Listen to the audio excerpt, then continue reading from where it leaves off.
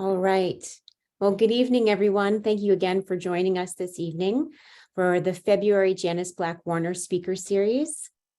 I'm Erin Raftery-Ryan, the Executive Director of NAMI Westside LA, and we really appreciate you spending your evening with us tonight.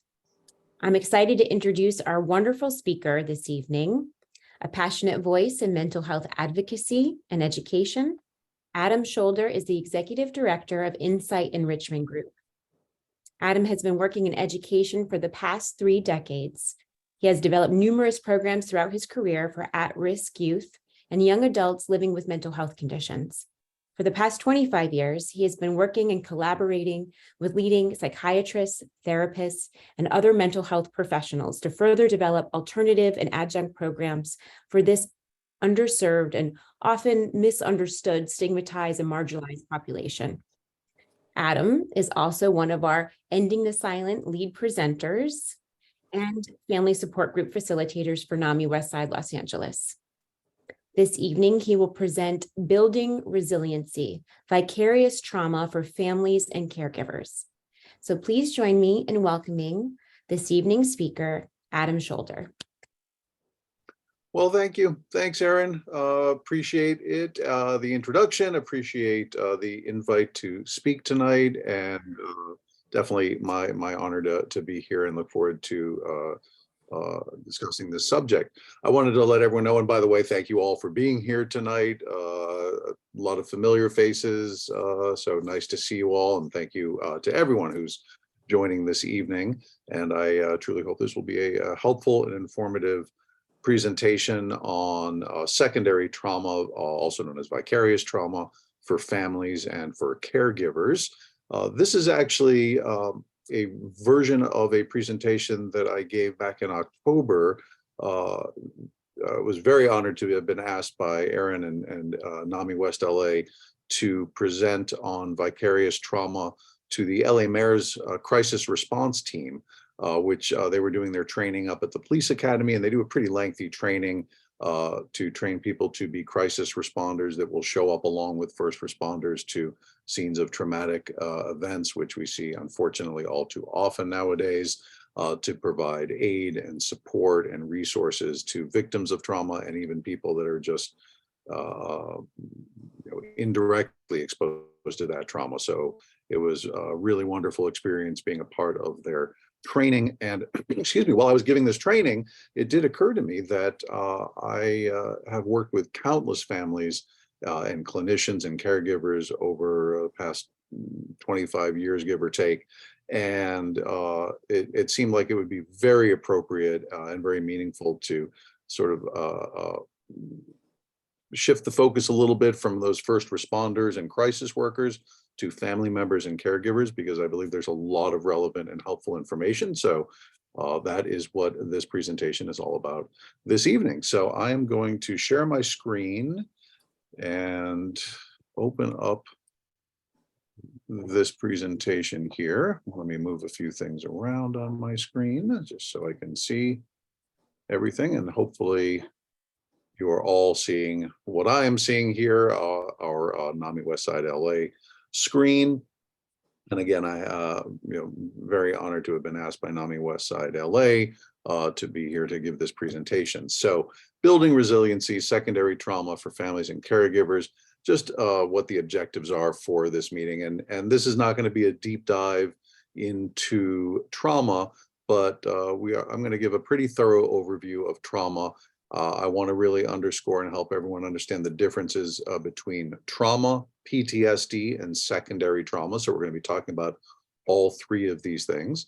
We're going to talk about identifying who is at risk for secondary trauma, understanding and having the awareness of the specific warning signs of secondary trauma, understanding some of the keys to building resiliency. I kind of talk about it in terms of sort of putting on the armor, how we can really help reduce the risks of being susceptible to secondary trauma, options that exist out there for support, and also other resources that are available to our community. And many of these resources through NAMI directly. So these are our objectives.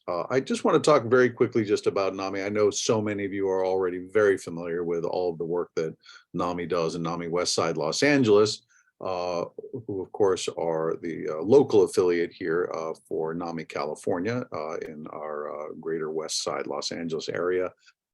It's been a pleasure to be working with NAMI for a little over 3 years now.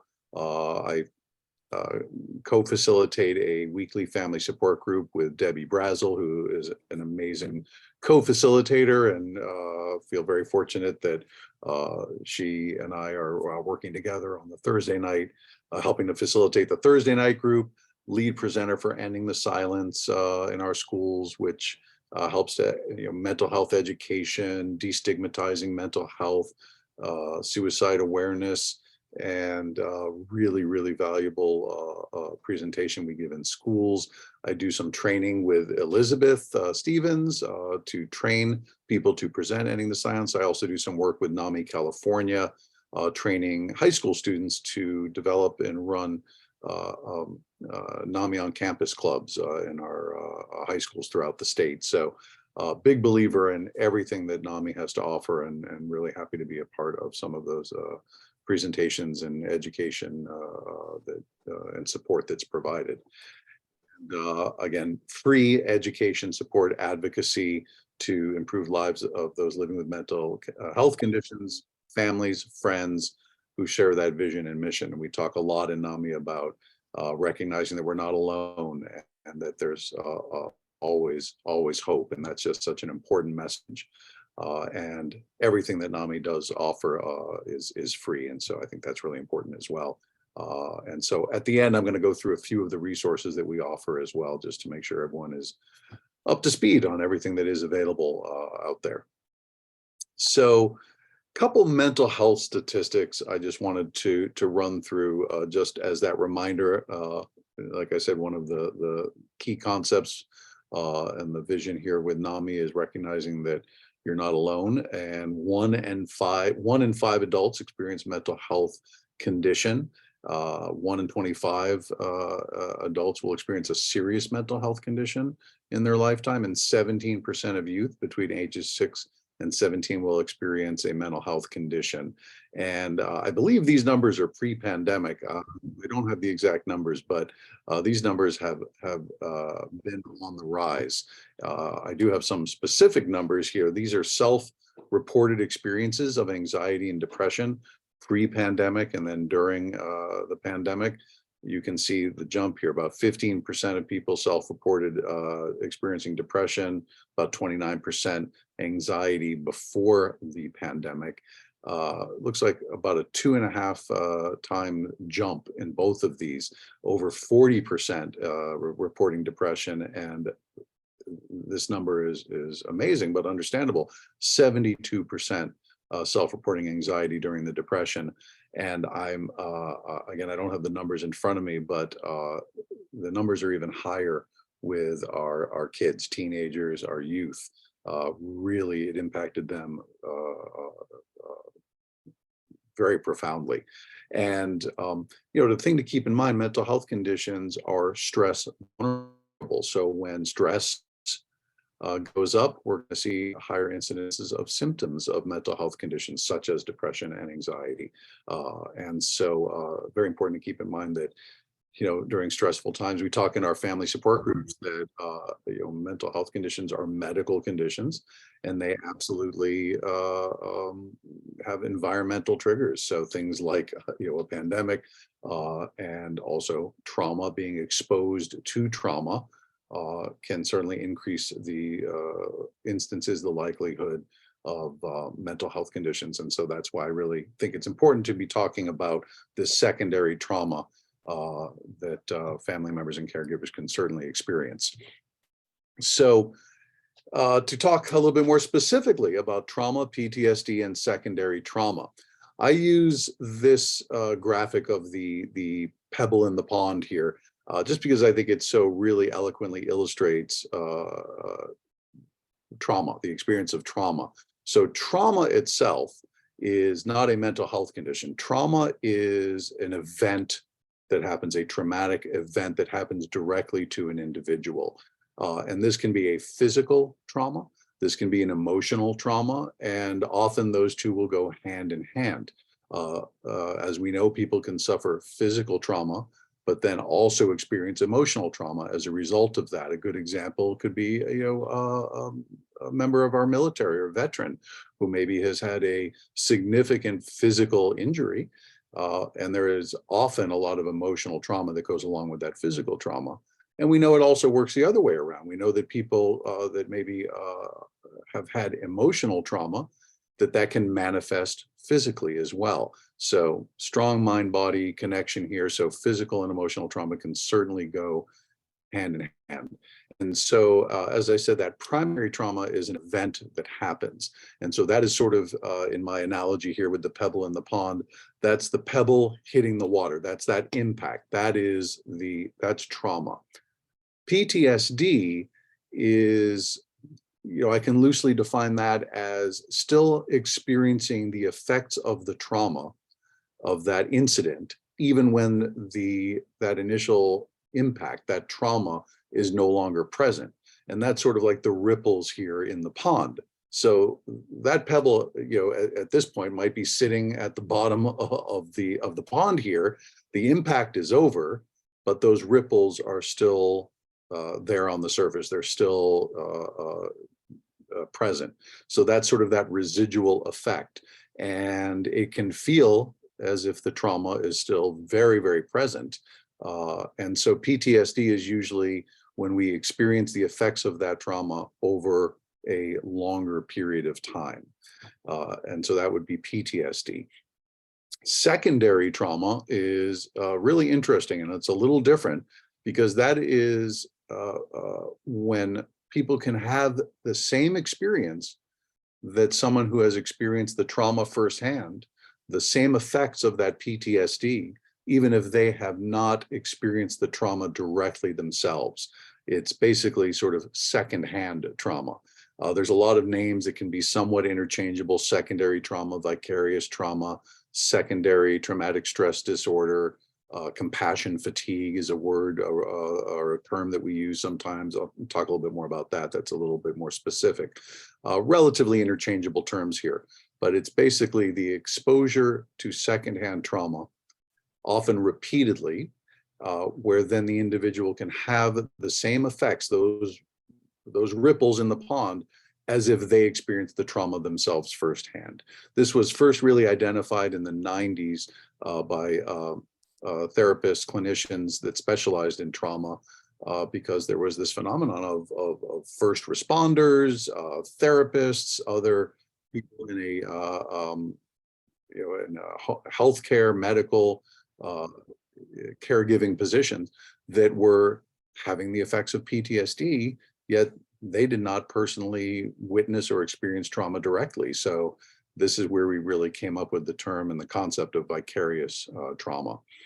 And so that is why I use this image, because I just think it really does kind of give a good sense of what trauma is all about, PTSD. Let me give you also just a quick example, just to further illustrate. I'll use a personal example.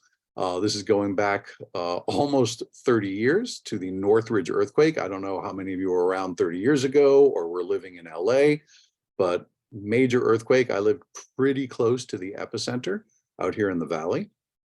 And the trauma, of course, was the actual earthquake and the immediate aftermath of the earthquake, where, you wake up at 4:30 in the morning thinking that your building is going to fall down. I remember thinking this could be it. Like, this might be how it all ends. Very traumatic event, and very much a shared trauma with a lot of people here in Southern California. And initially, the effects of that initial trauma within the first, few days, hours, days, even weeks, lack of sleep, anxiety, being, heightened alertness, and sort of being in emergency panic mode. And that's the trauma. The PTSD, the ripples there, lasted, it's been a long time. I know it lasted at least months, if not even beyond a year, where I, in many ways, was still dealing with the effects of that trauma.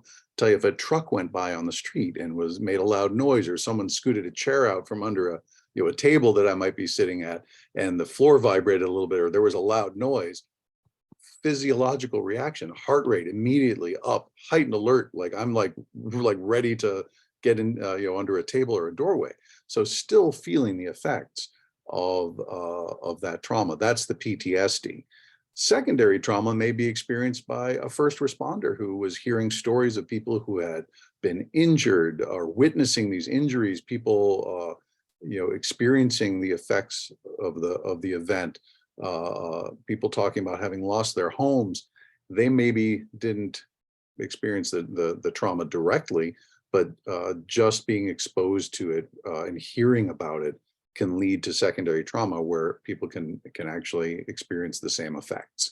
So that's really the differentiation between trauma, PTSD, and secondary trauma. We're going to break all this down a little bit further here. So secondary trauma, we see this a lot with people who work with victims of violence. They can routinely experience vicarious trauma. It's a fairly common occupational hazard for victim support, law enforcement, EMTs, therapists, other helping professionals.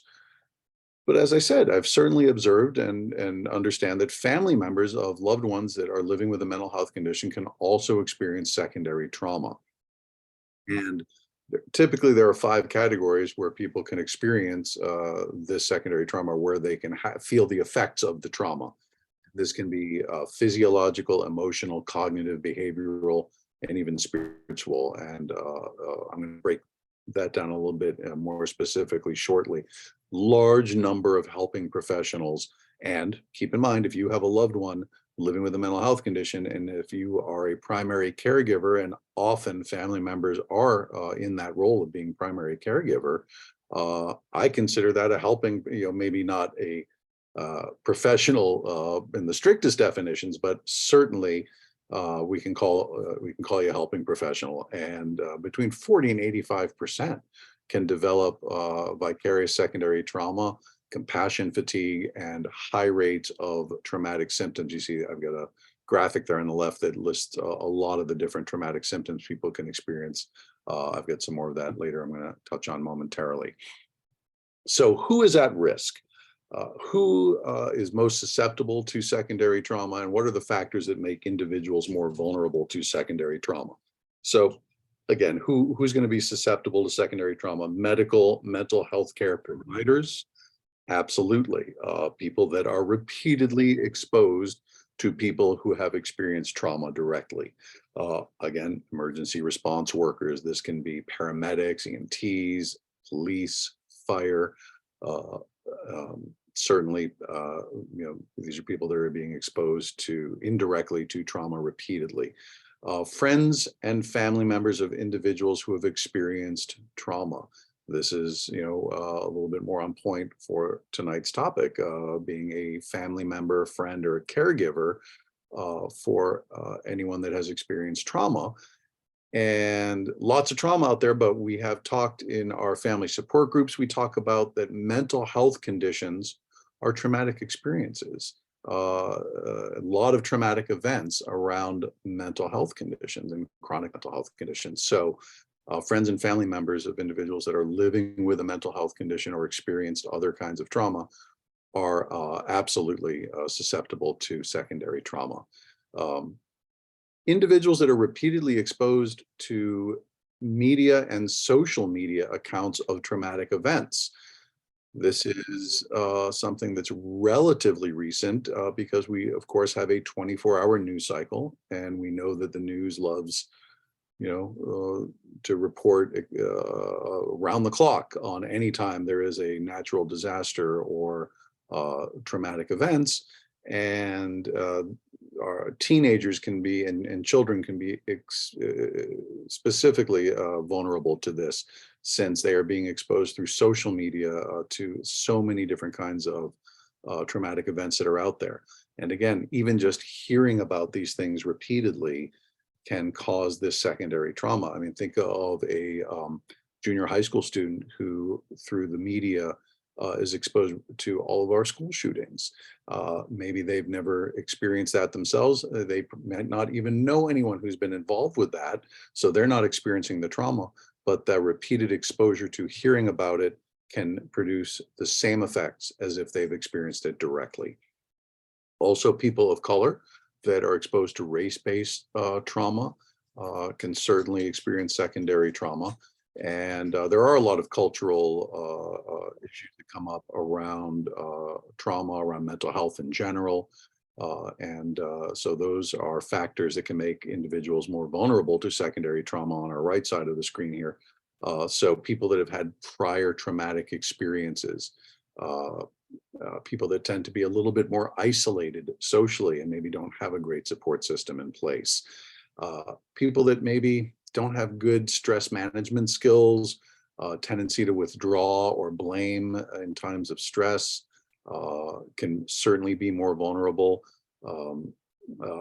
Difficulty in expressing feelings and emotions can also increase vulnerability. Again, cultural factors here. There are many cultures where men in particular, it's just seen as a negative character trait.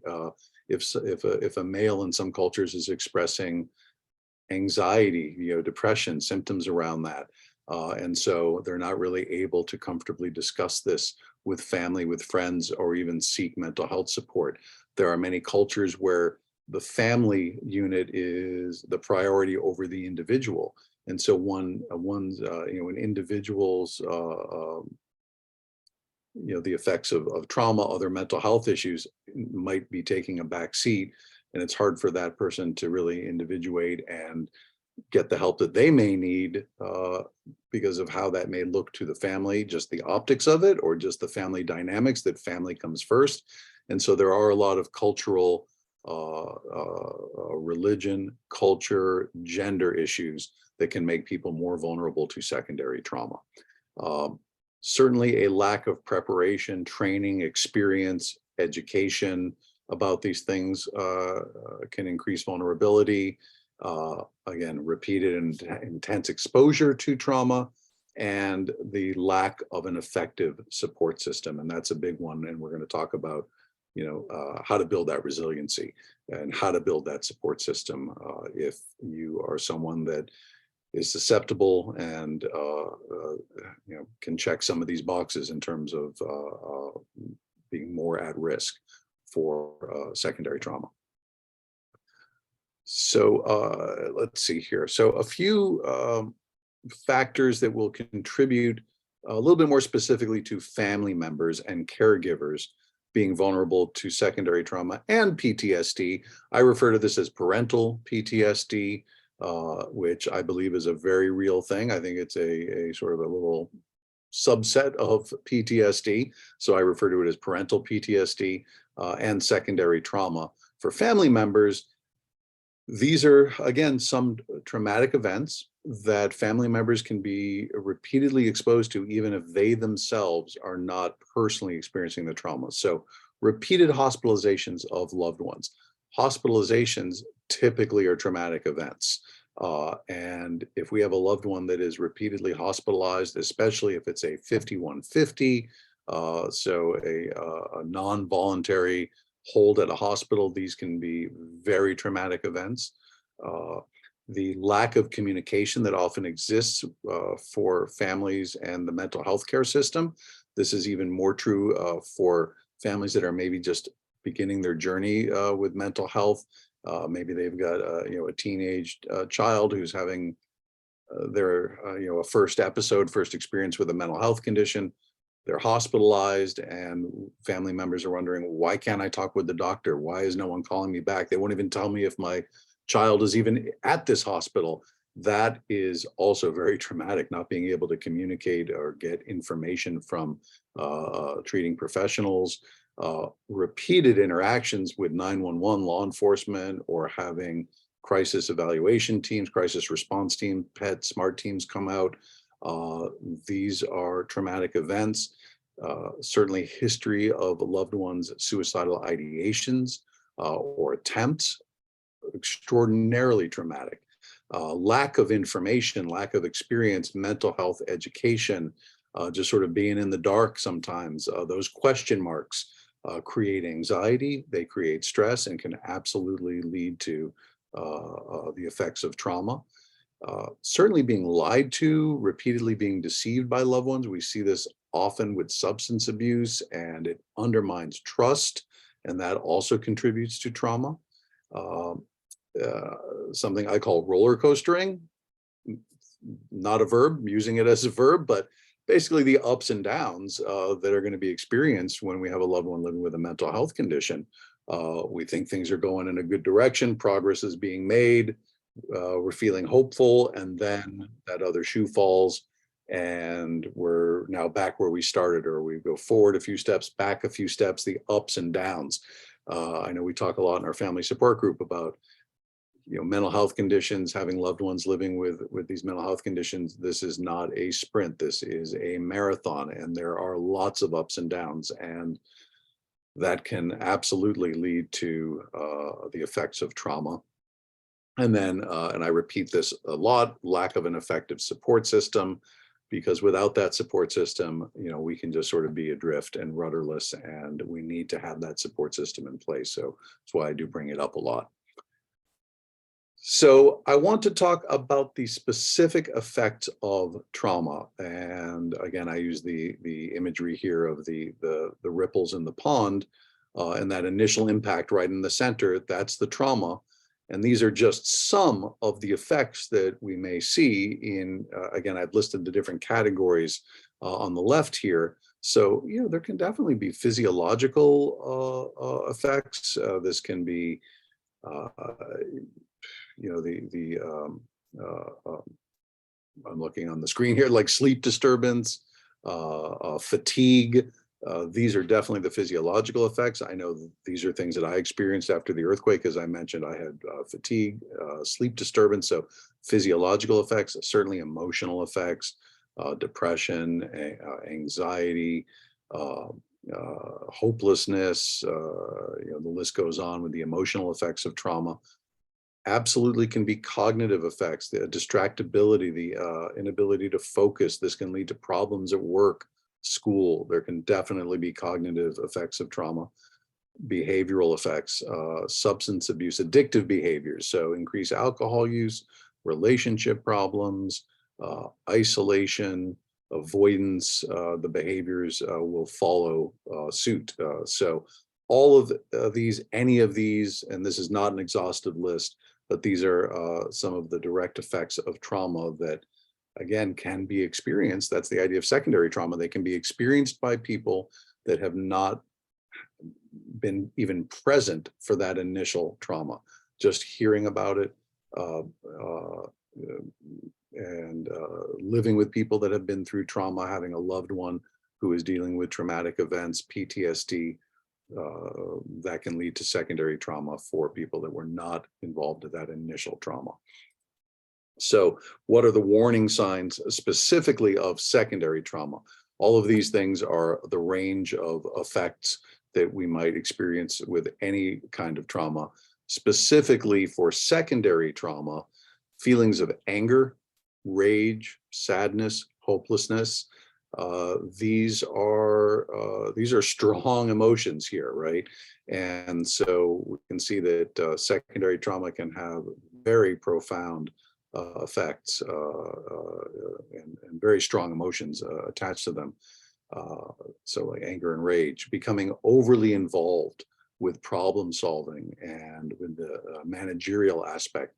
And I certainly understand that family members are often going to be primary caregivers and necessarily are going to be very involved with the problem solving and managerial aspects of their loved one's life. So what I'm talking about is being overly involved, really getting to the point where it's starting to affect your own health, mental health, physical health, where it really takes over and we lose the balance. So becoming overly involved with this, experiencing guilt, shame, self-doubt, again, very strong emotions here. Preoccupation with thoughts of our loved ones. Again, you love them, they're family members, you're going to be preoccupied But on the scale, is it getting to that red zone where it's really affecting other parts of your life, other relationships, work, school, a true preoccupation with thoughts of our loved ones, feelings of loss of hope, of pessimism, of cynicism, again, very strong feelings here, all the way through some of the most extreme emotions, distancing, numbing, detachment, avoidance, even disassociation. So it can be really, the effects can be really profound. Difficulty in maintaining boundaries, and also compassion fatigue. And again, compassion fatigue can be fairly interchangeable with the idea of secondary trauma. Slight difference: compassion fatigue usually is referring to physical and mental exhaustion, and it often leads to a lack of empathy. And so this can be a very real experience. And then the last thing I have here, which I personally find really interesting, a warning sign of secondary trauma, is that it can actually have a profound effect on one's worldview. And this is where it really separates a little bit sometimes from just trauma or PTSD. And let me give you a couple examples of what I mean by having a profound effect on one's worldview. Let's say we have the example of a paramedic, a first responder. And here in LA, they're a paramedic, and maybe on a daily basis, they are first on site after really bad car accidents. And every day they are seeing injuries, deaths, really tragic outcomes, car accident after car accident after car accident, repeated exposure to the secondary trauma or to the traumatic event. And they might start to feel like it's just simply not safe to drive. And maybe they don't want their teenage kid getting their driver's license, or they don't want their spouse driving to work just because they are convinced that at some point everyone is going to be severely injured in a car accident. Another example, let's say it's a worker at a shelter for domestic violence. Day after day, they're hearing stories, they're seeing the results of physical abuse, domestic violence. After a while, their position may be, there's no such thing as a healthy relationship. It just doesn't exist. That's a worldview, that's a shift based on this secondhand experience with trauma. One more example, let's say it's a therapist that specializes in working with children that are victims of abuse. Same thing, day after day, they're hearing these tragic stories, and after a while, they may feel very uncomfortable about strangers, approaching their kids, spending time with their kids, having a babysitter come, because they just feel like, yeah, there's just so much abuse out there. There's so many predators out there that I'm just not comfortable. My kid, having a babysitter that we don't know. So it can really have this profound effect on one's worldview. And that is a big element of secondary trauma. I want to just briefly talk about the barometers of mental health, because we just talked about a lot of warning signs, talked a lot the effects of trauma, the effects of PTSD, the effects and the warning signs of vicarious secondary trauma. It's important to have a barometer, because the reality is that if you are a family member of someone who has a mental health condition, you're going to experience a range of emotions. And listen, we're human beings, right? We are emotional creatures, and we are always going to experience a range of emotions. And when we have a loved one living with a mental health condition, there are so many ups and downs, so much trauma, as we've discussed. You're going to experience a lot of these emotions. So what is the barometer that we can use to determine, what is to be expected, what is sort of in, the normal range of emotions you might experience, and then what might be more of a red flag or an indicator of a potential mental health condition? Keeping in mind, again, that trauma itself is not a mental health condition, it's an event. But PTSD and secondary trauma can be defined as a mental health condition. So typically we're looking at 3 barometers: the duration, the intensity, and the impact that it may have in your life. So the duration of symptoms. Are we talking about more than a couple of weeks of experiencing strong emotions? Difference between losing sleep for a couple nights, couple weeks after, using the earthquake example again as the traumatic event. If losing sleep goes on for months afterwards, you've got to look at that pretty seriously. Expected that I'm gonna lose a little sleep, within a week or two surrounding the event, the traumatic event. The longer that goes on, the more of a red flag we want to be looking at. The intensity of symptoms, how strong are the feelings, the emotions, the behaviors that are being experienced? Again, when I was going through some of the specific symptoms and warning signs of secondary trauma, strong emotions, rage, anger, detachment, avoidance, these are very intense. So where on the scale is it? Am I feeling a little sad and frustrated? Okay, yeah, of course. But am I feeling angry and rageful, much more intense than on the barometer there? That's going to be a bit more of a red flag.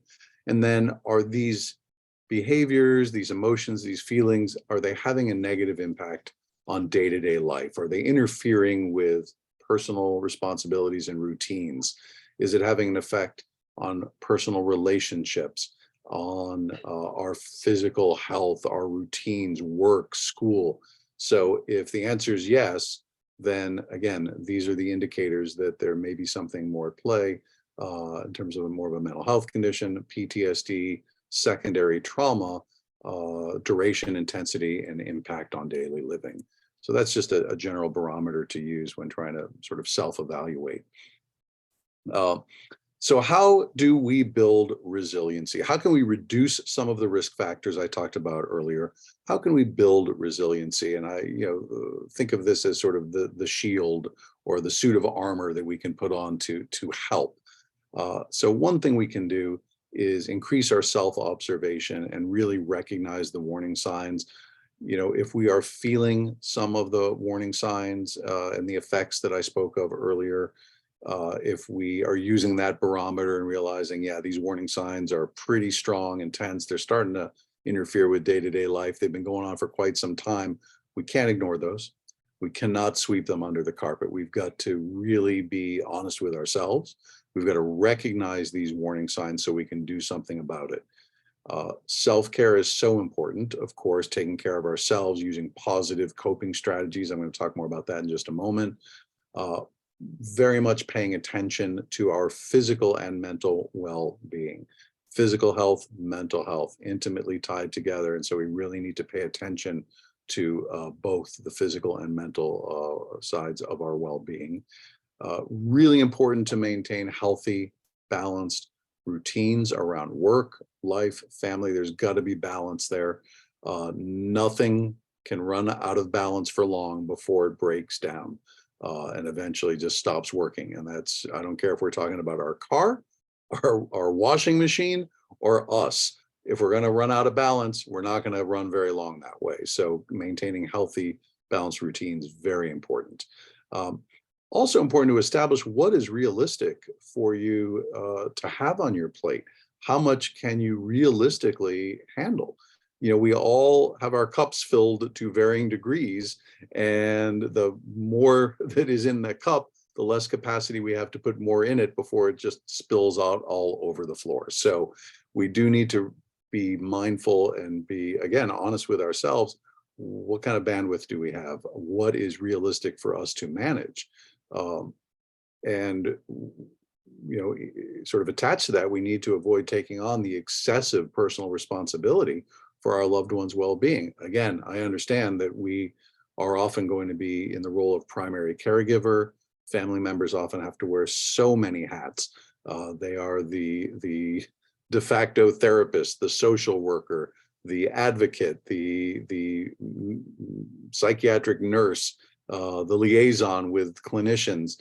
the mentor. There's so many roles that family members often will take on, that caregivers take on, and sometimes it is necessary.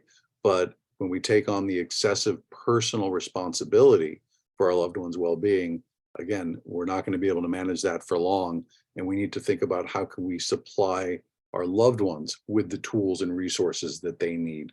We can't be the only tool and resource that they have. It's too much to ask of anyone. And some of us have an amazing capacity to be in that role. But at some point, we do need to have that balance. We can't take everything on. And these are ways that we can help to build our resiliency as well.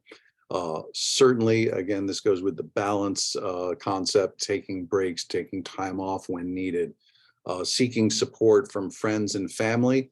This is huge, but I do also understand that sometimes we might have the best friends and best family members out there, but if they haven't really had the personal experience of having a loved one with a mental health condition, a close family member living with a family member that has a mental health condition, sometimes while they can be supportive, the empathy factor can sometimes be missing.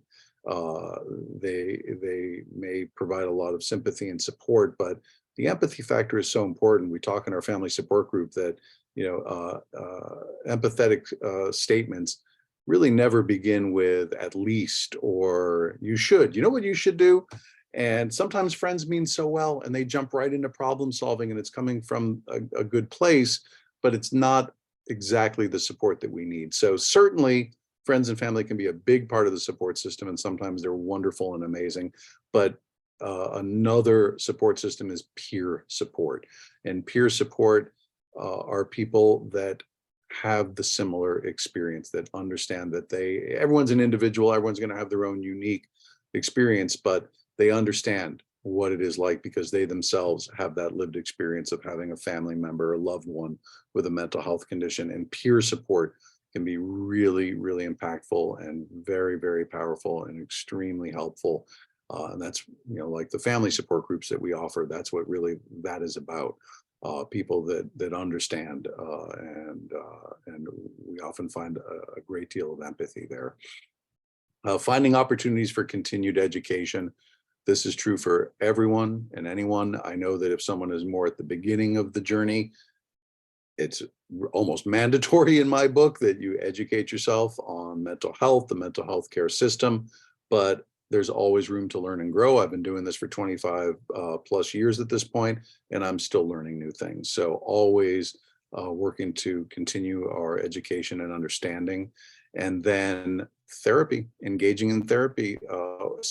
And again, we're talking about if you are experiencing the signs of trauma, of secondary trauma, there are a lot of forms of therapy that specifically address trauma. And I'm going to go through those momentarily, but I want to move on to just some positive coping strategies. I'm not going to read through all of these. These are just a wide sampling. We all have positive coping strategies. They're all things that we can do to help take care of ourselves, help build resilience. What works for somebody might not work for somebody else, but it's making sure you have a good toolkit where you have good habits, good, healthy, positive habits that you can use. This is something I talk about with the students when I do the Ending the Silence presentations. We always talk about positive coping strategies. I usually list a few ones that are fairly common that can be really helpful for most people. I share some of my own, what I use, and then I always ask the students for what they use. And I love the feedback I get because there's almost always something new that I haven't heard, and I love to hear about what people do for themselves. And I remember maybe it was an 8th or 9th grader said once that one of their positive coping strategies was doing laundry, and I had to stop for a minute because on one hand, I kind of got it because, like, for me, one of my positive strategies is cooking. I love to cook.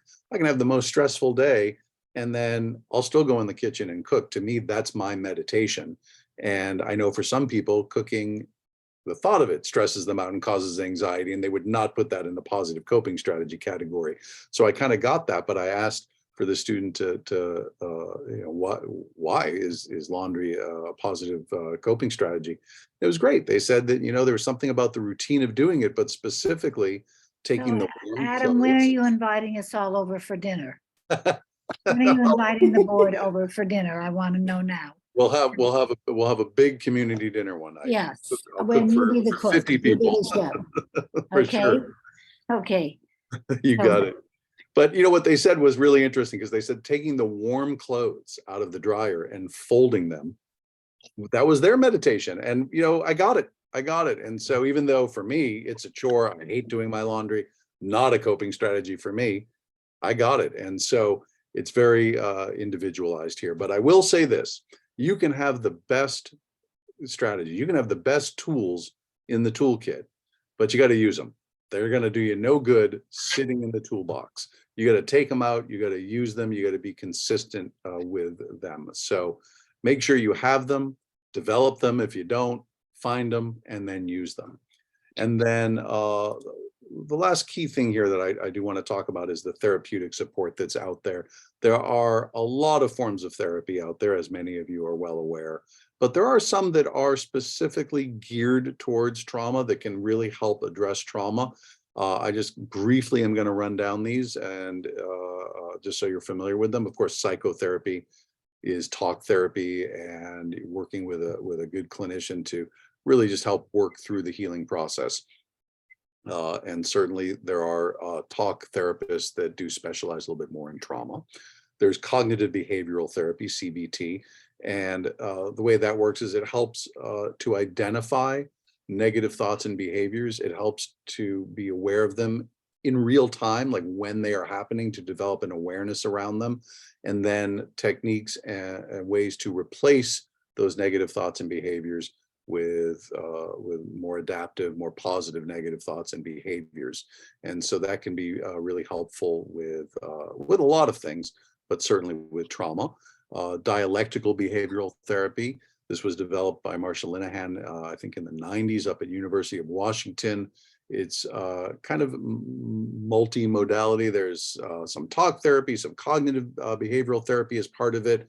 Originally, it was found to be very helpful for people with borderline personality disorder, but we have found that it is actually helpful for many people, and it helps to we learn to better regulate our emotions. And it also is a very practical approach. There are very practical skills, tools, techniques that can be used in real life, out in the real world, outside of the therapist's office, that can be really helpful with that emotional regulation. There's something called cognitive processing therapy, which is very similar to cognitive behavioral therapy, but it is a much more narrow focus, and it is really focused specifically on trauma-related beliefs and emotions. And again, beliefs, right? We talked about how secondary trauma can affect our belief system, our worldview. So CPT focuses a little bit more specifically, I shouldn't say a little bit more, that's the focus, is the trauma-related beliefs, emotions. There's something called EMDR, eye movement desensitization and reprocessing, which helps the brain reprocess memories and events. And I'm fascinated by this. I can tell you anecdotally, I can tell you that I have seen many clients that I work with get a great deal of relief from trauma and PTSD through EMDR, and on a relatively quick timeline, all things considered. Again, this is anecdotal evidence. This is just my observation from people that I work with that have gotten a great deal of benefit from this. And it's just a really interesting form of therapy. If you're interested in finding out more about it, read up on this. It has to do with eye movements, and that where the eye is moving or looking accesses different parts of the brain. And so we can really reprocess certain memories. And brain spotting is very similar to EMDR. And as I understand it, one of the significant differences is just really has to do with how the eye movement is used. So like in EMDR, it has to do with more rapid eye movement, up, down, left, right. Brain spotting has to do with a more fixed place where you're looking to access different parts of your brain to identify trauma, negative emotions, pain, emotional pain, and physical pain. And speaking of physical pain, we do know that the body can hold on to trauma, and that even emotional trauma can manifest in many different kinds of physical ways. And so somatic therapy can address from a more of a physical approach. You can think of it almost as sort of like physical therapy meets therapy in a sense. So that's a form of therapy if people are experiencing any kind of physical manifestation of trauma.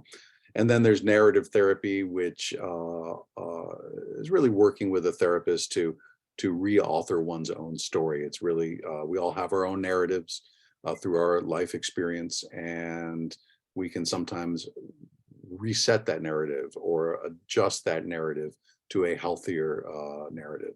And so all of these forms of therapy can be helpful with trauma, and there's some here that are very specifically to address trauma. And so there is a lot of support out there. And then, of course, there are community resources that are available to support trauma, PTSD, and secondary trauma. So there's the Secondary Trauma Stress Consortium. They have a lot of valuable information and resources on their website, and it can be really helpful for a lot of people. There is, as of last year, there's the 988 crisis support line that can offer a lot of support and resources. There's a crisis text line that's available. And we talked about peer support groups earlier, or peer support. So support groups can be really important in getting the support that you might need.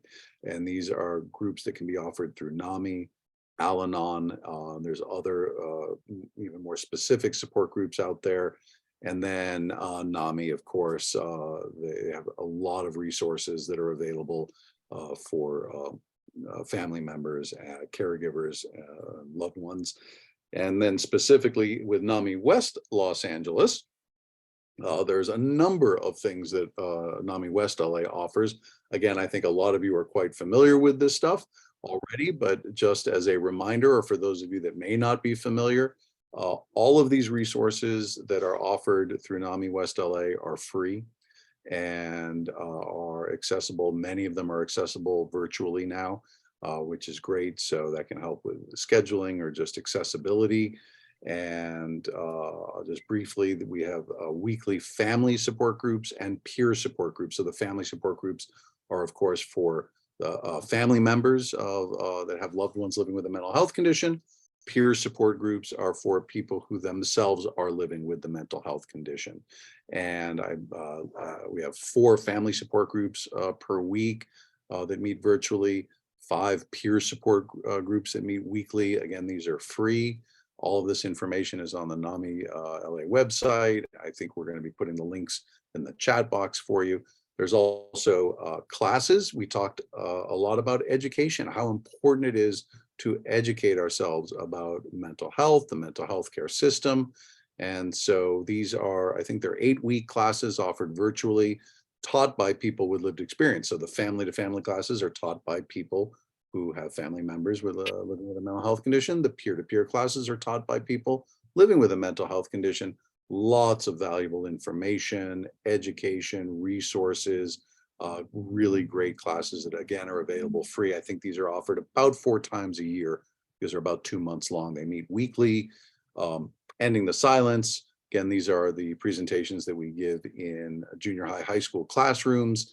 This is mental health education, destigmatization, suicide awareness and prevention. Extremely valuable. I think that's Elizabeth right there in the center picture. I've given a couple of the Ending the Silence presentations with Elizabeth, and they're great. They're always so well received. And if you have a school-age child that going to school, you talk to your school, because again, these are free presentations that we offer, and they are so valuable. We get such great questions from the students and from the kids, and it's just so important to keep that conversation going. Again, so many of the primary goals here with NAMI is letting people know they're not alone, that mental health conditions are common, that there is hope, that hope for recovery is there. education, understanding, all of this is so important. So these are great presentations. There's Thank also, you, Anne. Thank you so much. oh, Thank you're you. welcome. Thank you. So I just want to say we have to make sure Adam gets invited to our picnic up at the Hart Ranch. If he's a great cook, we got to have him come up there and be part of the picnic for all of us, because we do that in the spring, Adam. It's really a great ranch with animals, and we want you to come and make one of your favorite vegetables, lasagnas, or anything like that. And I just want to introduce the community here to the support group leaders that are present. I'm Sharon Janis. I have a support group every Saturday, and every Wednesday night, every couple times a week, Wednesday night with Cynthia Sirota. So we run the support group on Wednesday nights, and I run the support group on Saturdays. And we have Adam Sholder, who always runs the support group on Thursday night.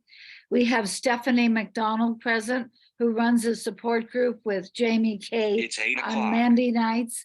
So we have, and we're all trained facilitators to really listen and validate. And the wisdom in these support groups, not necessarily from our facilitation, but from the experience of the attendees, is quite extraordinary. If you're really struggling, I do think you want to attend any of these support groups. And Adam's support groups every Thursday night, and he's very good at what he does.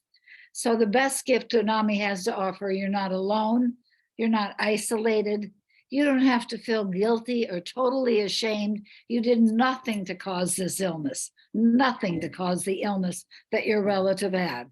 Of course, you're traumatized by the illness. Of course, you have some PTSD, which Adam explained to us profoundly well. So we just want to open this up now for questions, primarily for Adam. And Adam, we thank you. It was a great talk. You're being recorded. We have all of your charts on the recording. Thank you so Perfect. much. Give him a round of applause. My And who would pleasure. like to ask any questions of Adam? Hi. I thought it was an excellent talk. Thank you. Yeah, happy. I'll do my best to answer any Yes, well, I'll questions. call on people and they'll tell the question. And Perfect. if you didn't hear it, I'll repeat the question, Adam. So Andrew, you have a question for Adam. I want to know what it takes for you to go to a special school, like my granddaughter's school. What it takes to go to a special school. Well, I'm not familiar with the school your granddaughter is going to. I know there are some schools out there that do provide a little bit more individualized support for students, smaller classrooms, more teacher therapeutic support. There's a name of a school, and it's unfortunately I'm blanking on it right now. That's here in Southern California. They have a few. No, I couldn't. It's an Armenian school, but it's something that you can offer to them, or how is it going? Excuse me, it's Janis. She wants you to come teach ending the silence with classes. Oh, I gotcha. Oh, yeah. I think you can just reach out to our main office, reach out to Elizabeth, and I think that you can get in touch with the school administrators and arrange for that. Okay, Elizabeth will get that. Will get in touch with them, or you want me to do anything? You contact Elizabeth Stevens and she'll arrange for ending the silence. All right, Presentation thank you very much. school. Appreciate it. Yeah, okay. All right. Any Thank other you, questions? I Andrew. just want to introduce one other Yeah. person. We have Janis Black Warner here. The speaker series is named after Janis Black Warner because she has been so supportive of NAMI Westside LA, financially and emotionally, profoundly emotionally supportive. So we named our speaker series after Janis Black Warner. And would you raise your hand so they can identify you, Janis? Yes, that's our darling Janis. Thank you. Thank you. Thank you. Any other questions for Adam? Yeah, please. Yes, Sinuit, yes. Yeah, hi, everybody. I am looking for my husband. I'm sorry, I have a cold.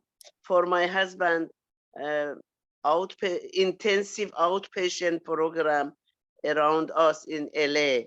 If you know anybody, any classes twice a week, or that he can attend for therapy with other peers, in person.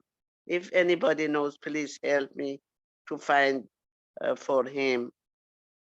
There are definitely many great programs out there. There are that they can range in costs, they can range in specialty in terms of what their focus may be. There are some that meet as little as even just 1-2 days a week, some that can meet 5 days a week. There's a Yeah. lot of them out there. You know, and if you reach out to our office. Any address, any phone number I can Well, call? you need to look up Sinuate Gerontology. Gerontology services in West LA. Jaren, could you? Gerontology. Gerontology. And there's Geron- something, there's Let me some, write down, please. yes, there's- Gerontology, yes, And there's- G-E-R, Geron. gerontology services in West LA. They're all over the city. And Ontology. yeah. And so. Any phone number? No, you can call me. I'm at 310-207-3505. You call me and I will read you a list of places to go.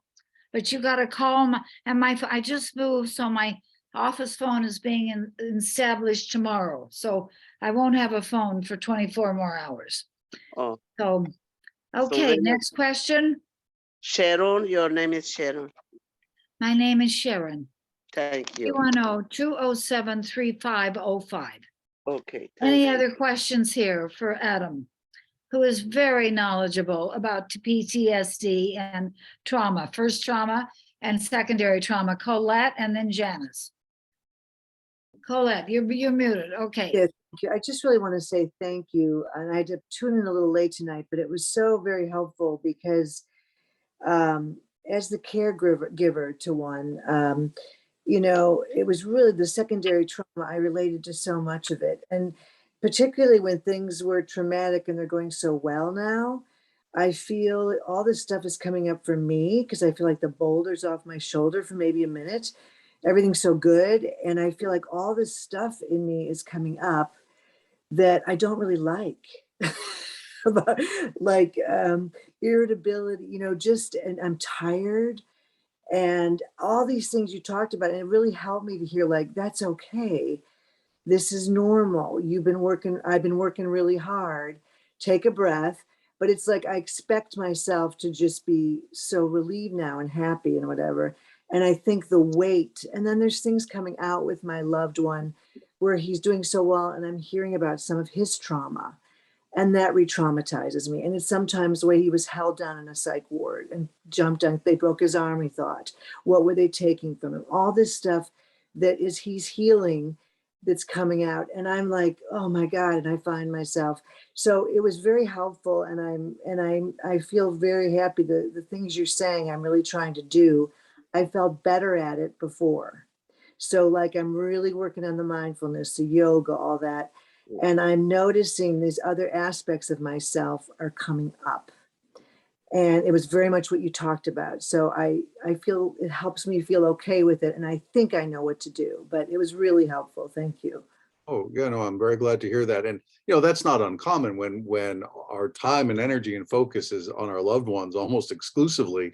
It's not uncommon when they start to do a little bit better, then now we're dealing with our stuff. And like you said, is, you know, your loved one might be going through and actually processing their trauma in a very healthy way. But then that's where the secondary trauma, where now you're sort of secondhand being exposed to that trauma and are going to feel the effects. So definitely positive coping strategies, self-care, support, therapy, anything that you can be doing just for that. And it sounds like you are, which is exactly the right idea. But yeah, this is not uncommon. That space, I think what's most helpful is for me not to judge myself, because I'm expecting myself to be feeling really good now. And like all this sort of stuff's coming up that I've probably neglected in myself, you know, just because it was like 24, you know, so it's very interesting. And I love that idea of kind of seeing it and dealing with it, but writing about it and sort of embracing that pain. You know, that's one thing I've learned spiritually that's helped me, but I it was like I'm lacking it, like some kind of other part of me, like it, was been fighting. So it's really it's helpful to acknowledge. So thank you. Yeah. Thank you, Colette. Thank you. That was very profound. And Janis? I just want to give Colette a message. Someone once said to me, hope for the best, but expect the worst. So, and we learned from our NAMI family to family class. It was the best class I've ever taken in my life. I still have 27 friends and family members that help me, because people empathize. We empathize with what you're going through, and we're your new family. Adam, I have a question for you. Yes. So I learned a new term tonight from you. I have never heard of compassion fatigue. I thought you were going to say roller coastering. That was a new one too. I was a helicopter mom. No, I've heard of helicopter mom, but not roller coaster. But in regards to the part where it said compassion fatigue and loss of empathy, I think the people we take care of get loss of empathy because they're only concerned about their mental health problems. And it seems like nobody takes care of the caretakers. And so how do we get strength for ourselves besides all? I recommend people take a photograph of all the tips you gave so you can look at it on your phone instead of writing it down, because I'm a writer. So that's a good suggestion. And this will of course be up on the YouTube channel, so you can rewatch it, and we can probably make some of these slides available as well. But yeah, compassion fatigue is a real thing, for people that are first responders, caregivers, therapists, anyone in the medical mental health profession, where it is a physical and a mental fatigue that can then, lead to that lack of empathy, which is so important if you are working in that field. It can lead to just sort of the detachment or just not caring and just kind of going through the motions. And that's a very real thing. It's, basically burnout, is sort of the concept there. But specific to this field. And that's when, again, self-care, the things on that slide that I talked about in terms of, keeping a balanced routine, seeking support, taking time off, mental health breaks. These are the things that can recharge the batteries, so to speak, and really help us overcome that. thank you, Adam. Thank you. Adam? Yes, Dick. Hello. Hey, how you doing, Adam? Good. Nice to see you. Good, nice to see you. Hey, so my question is, a person experiencing secondary trauma, and part of their trauma is, am I doing the right thing? Am I making the right decisions? And things like that. So when they're trying to figure out how to deal with their perceived trauma that their loved one is having, what is the best therapy that you would suggest for a person who is chronically mentally ill, and what is effective or what is not effective? Does that make sense? So the best therapy for someone who's living with a mental health condition? Yeah. I think that, it really depends on the individual, the mental health condition, because there are so many different forms of therapy that can be really valuable.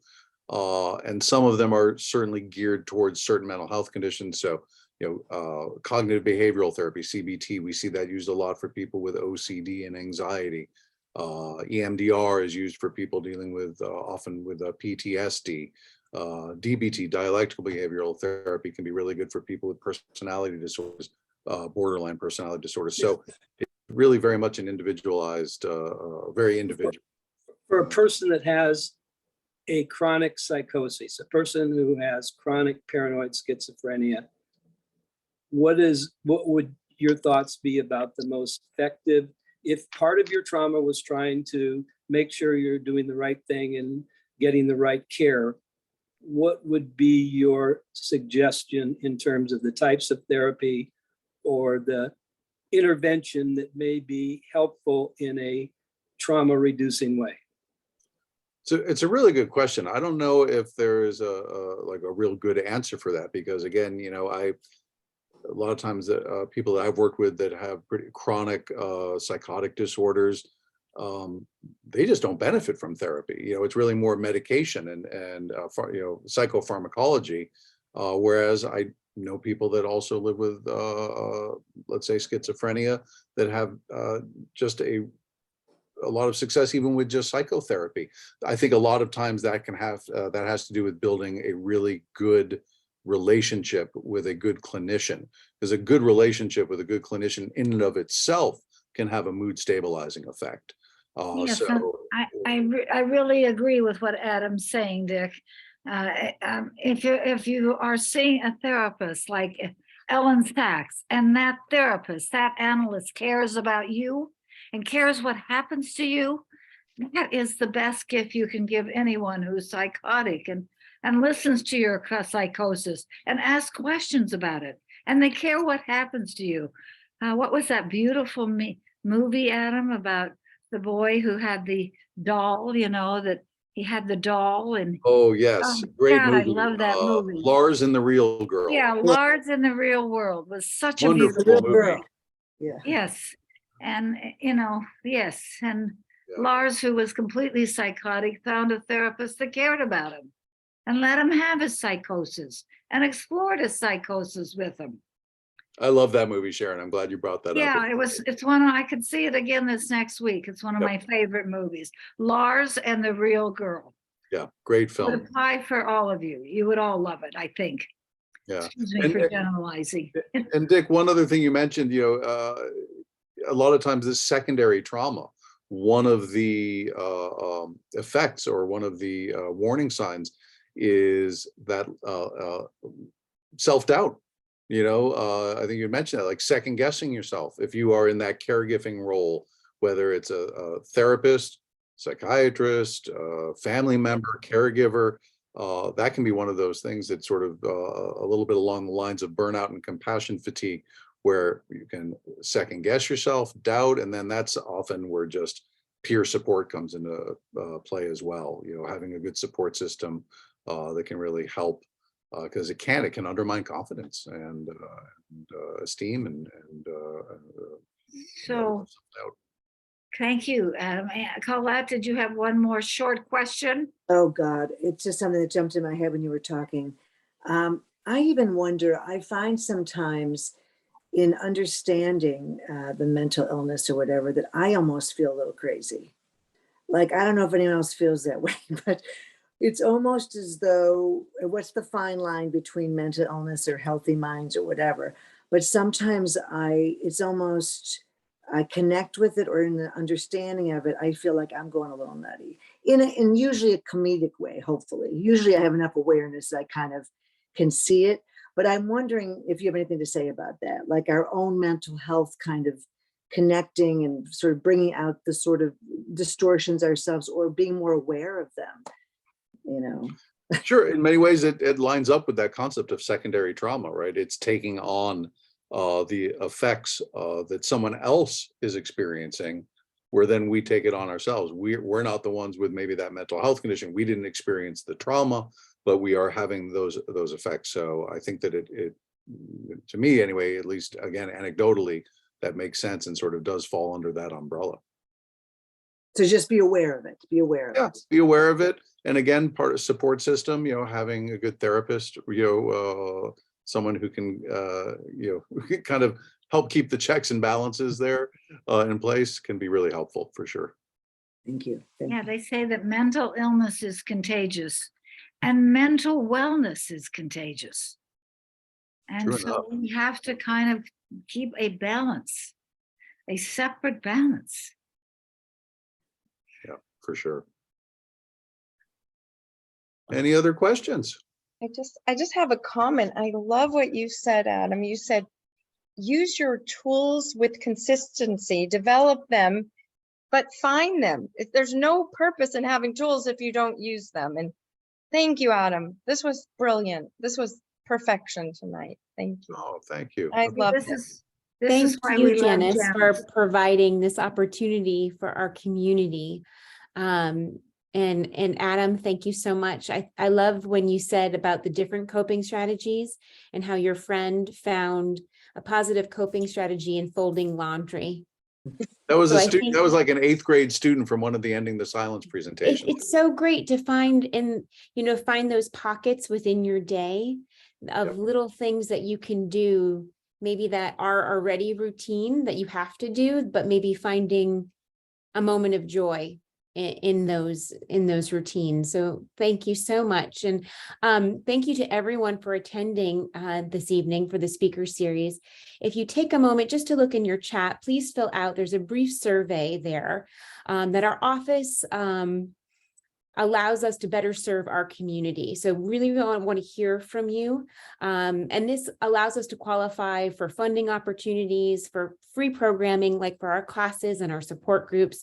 So if you're a new participant to NAMI WLA's programs, there's a link for the new participants. And if you're a returning participant, the second link is the one for you. So we greatly appreciate any feedback that you can provide us so we can continue to provide free classes and support groups and ending the silence presentations to our children. We're very grateful for the feedback and very grateful for Janis Black-Warner for providing this opportunity for our community this evening. So, and also a big thank you to Sharon Dunas, our trailblazer in residence, founder of NAMI Westside LA. Thank you for always giving the nuggets of wisdom, coming on and just shining so much light for us, Sharon. You're And so she's also welcome. our clinical mental health advocate. So you can schedule a time frame to meet with Sharon if that's something that you're also interested in. Yes, you can just call my number or you can send me an email at ssdunas@namila.org. You can do either, and I will spend some free time with you answering questions, teaching you some communication skills, offering you referrals to psychiatrists, psychologists, residential treatment places, crisis counseling, and so forth. So please utilize me and do feel free to call me. And thank you to our illustrious executive director, Erin Raftery, who has expanded the reaches of NAMI Westside LA. She did her cutting edge photographic event, photographing celebrities and influencers screaming, which was a big publicity program for fighting stigma. And we thank you, Erin, for all you're doing for our community, leading NAMI Westside LA to greater heights and greater outreach.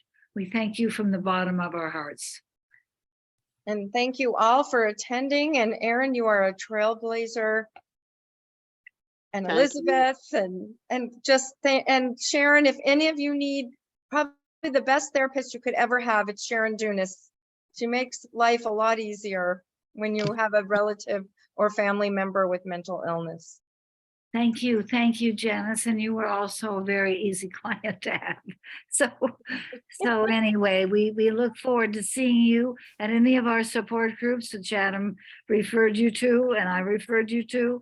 And we hope that if you haven't taken the NAMI Family to Family class, that you sign up for that class on our website, www.namila.org.